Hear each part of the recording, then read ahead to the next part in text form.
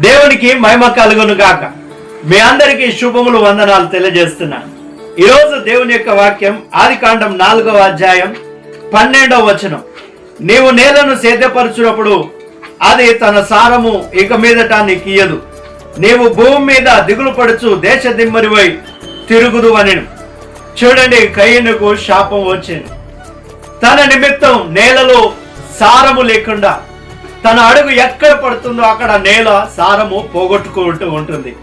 అందుకనే పరిశుద్ధ గ్రంథం మార్కు సువార్త 11వ అధ్యాయం 13వ వచనం చెప్తుంది, యేసు ప్రభు తన శిష్యులు వెళుతున్నటువంటి మార్గంలో యేసు ప్రభుకు ఆకలై ఒక అంజూరపు చెట్టును చక్కని పచ్చని ఆకులతో ఉండడం చూసి దాని దగ్గరికి వెళ్ళాడు.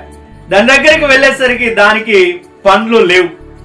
అది శపించబడ్డదిగా దేవుడు దాన్ని శపించాడు. ఇదిగో చూడ్డానికి బాగుంది కానీ ఒక్క ఫలం కూడా దానికి లేదు. అది సారము లేకుండగా, సారము లేనట్టుగా అది మారిపోయింది.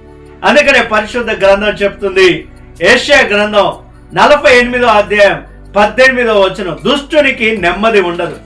ఈ భూమి మీద వాడు తిరుగుతూ ఉంటాడు, వానికి ఒక్క క్షణం కూడా నెమ్మది ఉండదు. మనం అలాగే ఉండకూడదు, మంచి వారంగా ఉండాలి, దేవుని ఆశీర్వాదాలు పొందుకోవాలి. మనం ఎక్కడైతే అడుగు పెడతామో, మనం ఎక్కడ ఏ చెట్టు పెట్టినా అది చక్కగా ఫలించేదిగా ఉండాలి. మన చేతి బాగుండాలి. దేవుడు మనల్ని, మన కుటుంబాన్ని ఈ వాక్యం ద్వారా దీవించి ఆశీర్వదించును గాక. లైక్ చేయండి, సబ్స్క్రైబ్ చేయండి, షేర్ చేయండి.